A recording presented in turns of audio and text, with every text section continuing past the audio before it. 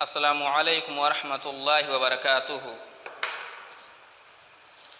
الحمد للہ رب العالمین الرحمن الرحیم مالک یوم الدین، اشہد ان لا الہ الا اللہ وحدہ لا شریک لہ واشہد ان محمدا عبدہ ورسولہ۔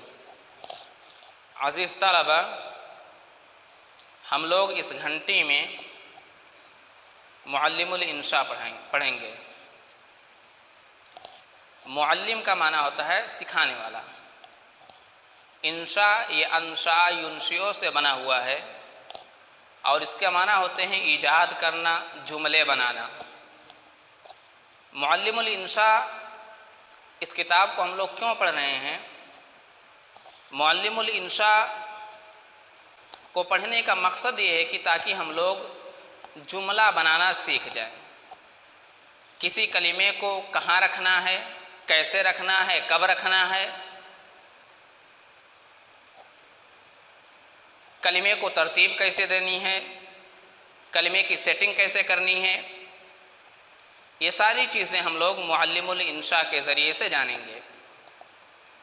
اس کتاب کے مصنف ہیں عبد الماجد ندوی۔ اس کتاب کے لکھنے والے کون ہیں؟ عبد الماجد ندوی۔ اس کتاب کا پہلا سبق ہے الدرس الاول، پہلا سبق مفرد کے بارے میں ہے۔ مفرد یعنی کلمہ کے بارے میں ہے۔ سب سے پہلے ہم لوگ یہ جان لیتے ہیں کہ کلمہ کسے کہتے ہیں۔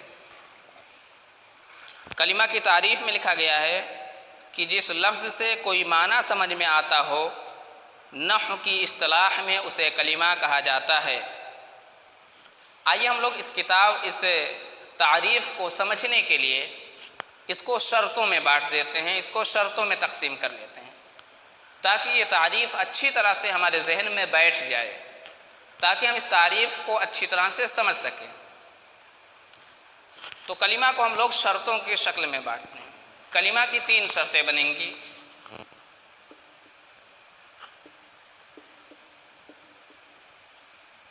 نمبر 1، لفظ ہو۔ نمبر 2، اس سے کوئی معنی سمجھ میں آئے۔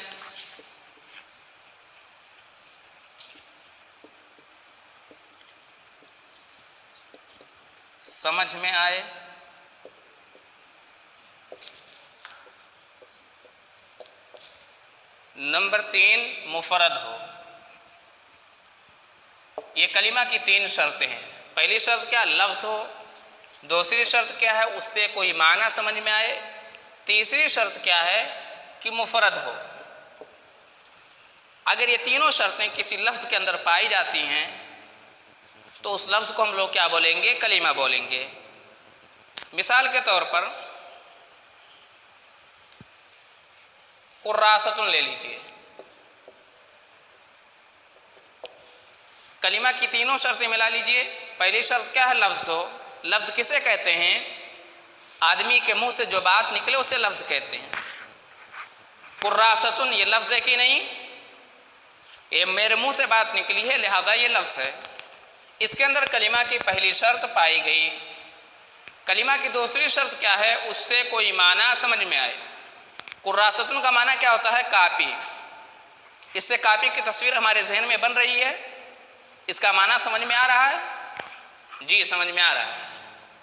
اس کے اندر دوسری شرط بھی پائی گئی۔ تیسری شرط یہ ہے کہ وہ مفرد ہو، اکیلا ہو، تنہا ہو، مرکب نہ ہو۔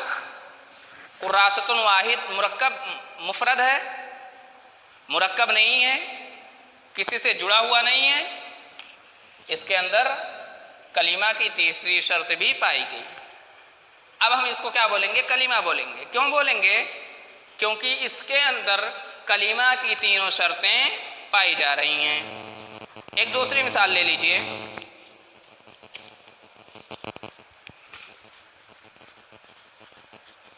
من، دوسری مثال کیا ہے؟ من۔ پہلی شرط ملا یہ لفظ ہے کہ نہیں؟ آدمی کے منہ سے بات نکلی ہے، پہلی شرط پائی گئی۔ दूसरी शर्त क्या है कि उससे कोई माना समझ में आए। माना समझ में आ रहा है, इसका माना क्या होता है? से।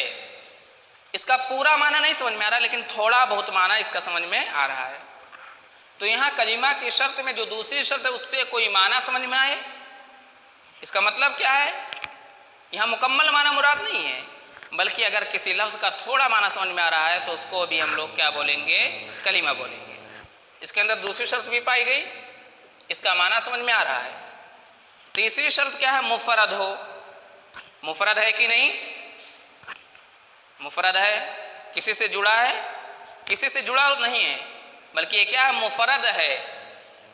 तो इसके अंदर कलिमा की तीनों शर्तें पाई जा रही हैं, लिहाजा हम इसको क्या बोलेंगे? कलिमा बोलेंगे। एक और मिसाल लीजिए, नसरा, उस एक मर्द ने मदद की। सबसे पहली शर्त मिला है लफ्ज़ हो, आदमी के मुंह से बात निकली है, लफ्ज़ है। दूसरी शर्त है कि उससे कोई माना समझ में आए। माना समझ में आ रहा है, उस एक मर्द ने मदद की, यानी किसी ने किसी की मदद की। दूसरी शर्त भी पाई जा रही है। तीसरी शर्त क्या है? मुफरद हो, मुरक्कब ना हो। मुफरद है, मुरक्कब नहीं है, लिहाजा हम इसको क्या बोलेंगे? कलिमा बोलेंगे। एक और मिसाल ले लेते हैं,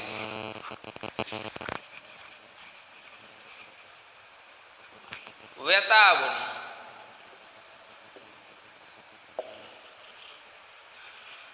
पहली शर्त मिला है लफ्ज़ हो, लफ्ज़ है, आदमी के मुंह से बात निकली है। दूसरी शर्त मिला है उससे कोई माना समझ में आए। दूसरी शर्त मिला है इससे कोई माना, इसका कोई माना समझ में नहीं आ रहा है, यानी दूसरी शर्त इसके अंदर नहीं पाई जा रही है। तीसरी शर्त मिला है मुफरद हो, मुरक्कब ना हो। मुफरद है, मुरक्कब नहीं है, तीसरी शर्त पाई गई। इसको कलिमा बोलेंगे कि नहीं? ये कलिमा नहीं है, क्योंकि इसके अंदर सिर्फ दो शर्तें पाई जा रही हैं, एक शर्त नहीं पाई जा रही है। और कलिमा होने के लिए इन तीनों शर्तों का पाया जाना ज़रूरी है। ये हो गया कलिमा की तारीफ़ और उसकी शर्तें। आइए हम लोग कलिमा की किस्मों के बारे में पढ़ते हैं। कलिमा की कितनी किस्में हैं? कलिमा की किस्में, कलिमा की पहली किस्म है, कलिमा की तीन किस्में हैं। पहली किस्म का नाम इस्म है। इस्म की तारीफ़, इस्म उस कलिमा को कहते हैं जिससे किसी आदमी या जानवर या जगह या चीज़ या किसी का नाम समझ में आए और उसके अंदर माजी, हाल और मुस्तक़बिल में से कोई ज़माना ना पाया जाए, जैसे खालिदुन, अल-क़ुरआन, अल-फ़र्स, लखनऊ, अश-शजर, अल-इब्रीक़, अल-क़िराअत, अल-जरियो वगैरह। इसको भी समझने के लिए हम इसे शर्तों में बांट लेते हैं। इस्म की पहली शर्त क्या है? कि वो कलिमा हो। इस्म की दूसरी शर्त क्या है? कि उससे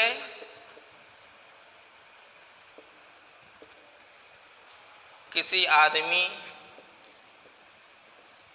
या जानवर या जगह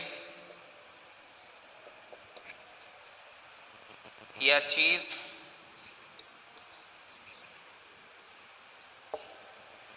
या किसी का नाम समझ में आए।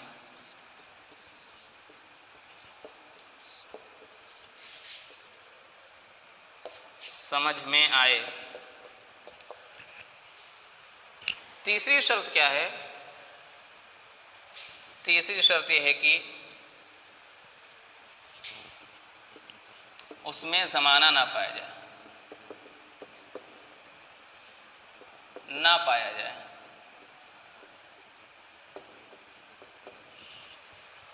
जैसे खालिद, इसको हमें देखना है कि ये इस्म है कि नहीं।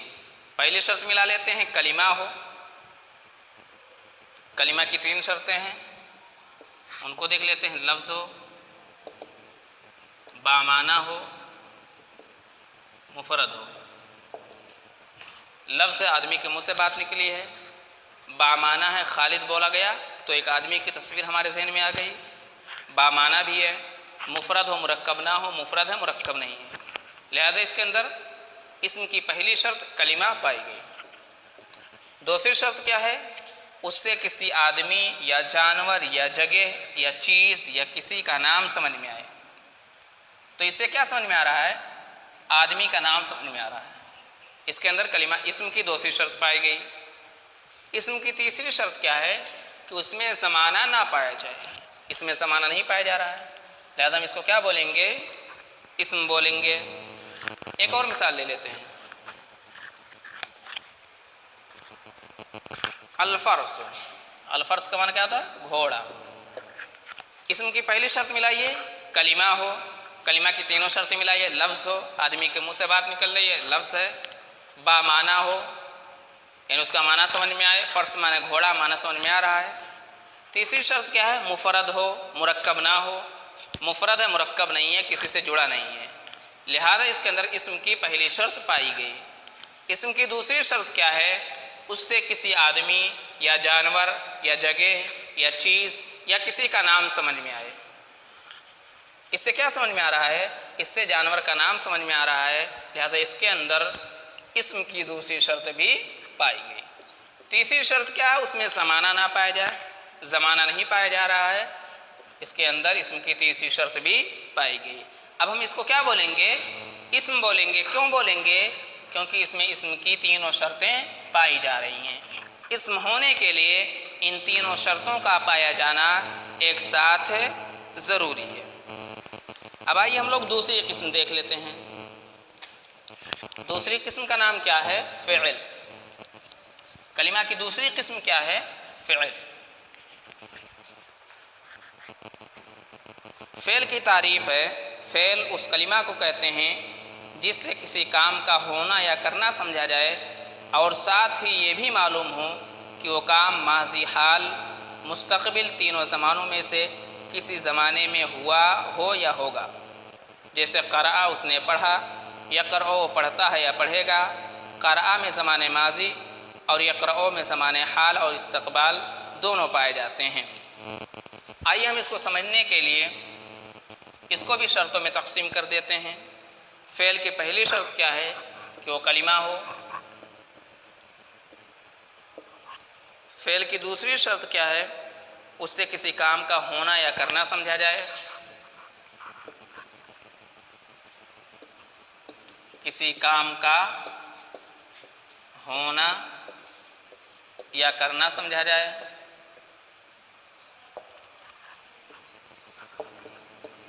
تیسری شرط کیا ہے؟ اس میں زمانہ پایا جائے۔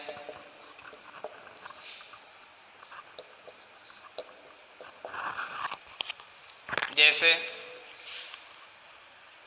ضربا اس ایک مرد نے مارا، یہ فعل ہے کہ نہیں؟ یہ جانچنے کے لیے، پتہ لگانے کے لیے ہم لوگ فعل کی تینوں شرطیں ملا لیں گے۔ فعل کی پہلی شرط کیا ہے؟ کہ وہ کلمہ ہو۔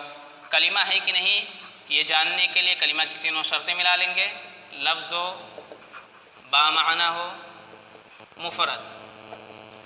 پہلی شرط دیکھیے، لفظ ہو، آدمی کے منہ سے بات نکل رہی ہے، لفظ ہے۔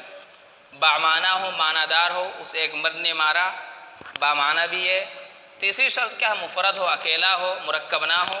مفرد ہے، اکیلا ہے، مرکب نہیں ہے، لہذا اس کے اندر فعل کی پہلی شرط پائی گئی۔ دوسری شرط ملا لیتے ہیں، اس سے کسی کام کا ہونا یا کرنا سمجھا جائے۔ اس ایک مرد نے مارا، اسے کیا سمجھا جا رہا ہے؟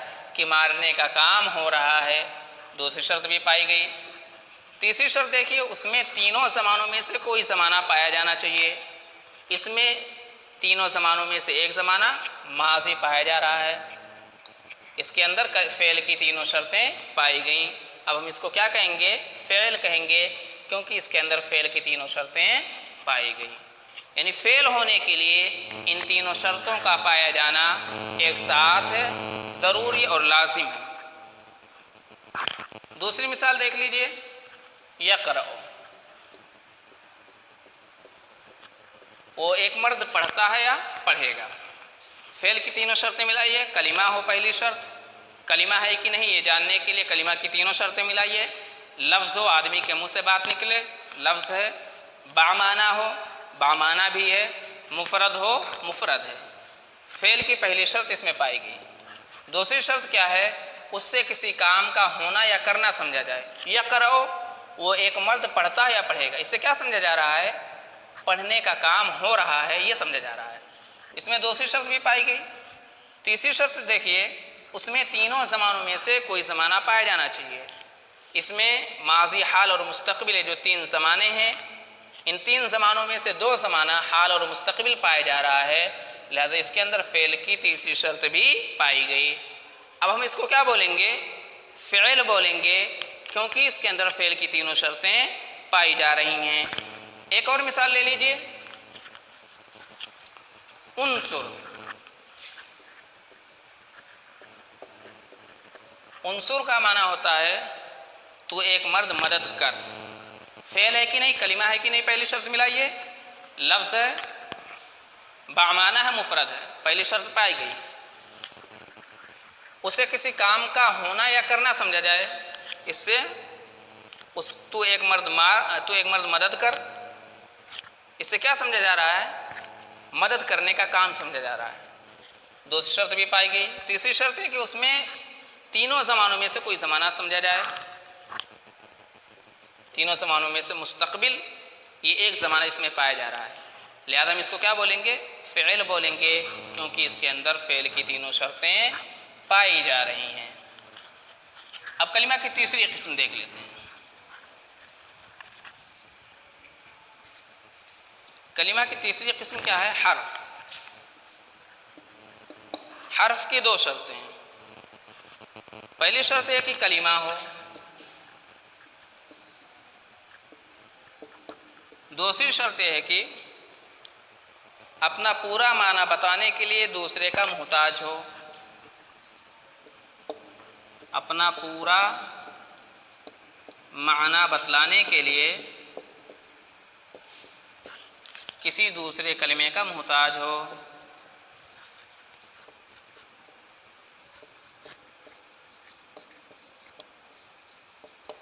जैसे फ़ी, में।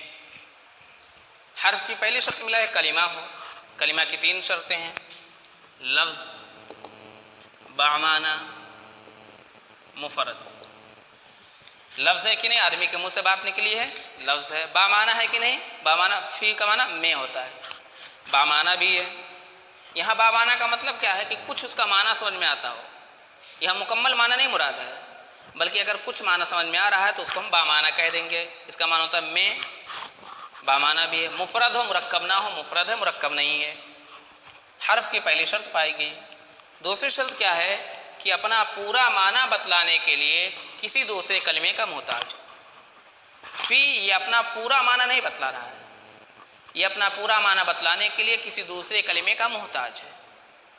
इसे किसी और कलिमे का सहारा लेना पड़ेगा, तब ये अपना पूरा माना बतलाएगा। जैसे हम लोग लिख देते हैं फ़िल मस्जिद। अब यहाँ फ़ी अपना माना बतला रहा है क्योंकि ये एक दूसरे कलिमे का सहारा ले रहा है, तो इसके अंदर दूसरी शर्त भी पाई गई, लिहाजा हम इसको क्या बोलेंगे, हर्फ बोलेंगे। आगे लिखा हुआ है नोट। अलिफ लाम, तनवीन, इजाफत और जर, ये इस्म के अलामात हैं।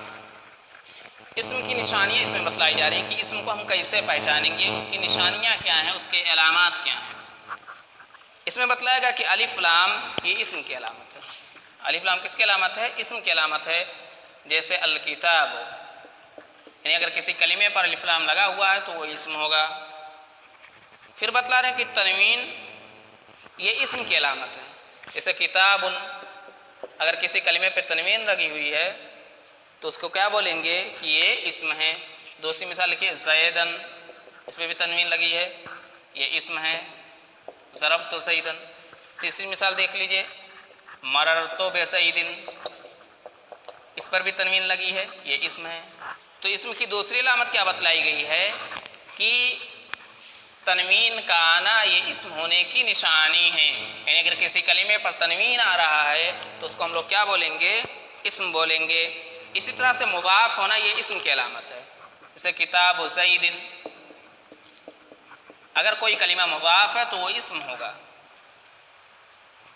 और इसी तरह से जर का आना, اسم کی علامت ہے، جیسے مررت بزید، یعنی اگر کسی کلمے پر جر کا اعراب آ گیا تو بھی کیا ہوگا؟ اسم ہوگا۔ اور آگے لکھا ہوا ہے کہ فعل پر الف لام جر اور تنوین نہیں آتی ہے اور نہ فعل مضاف ہوتا ہے، فعل میں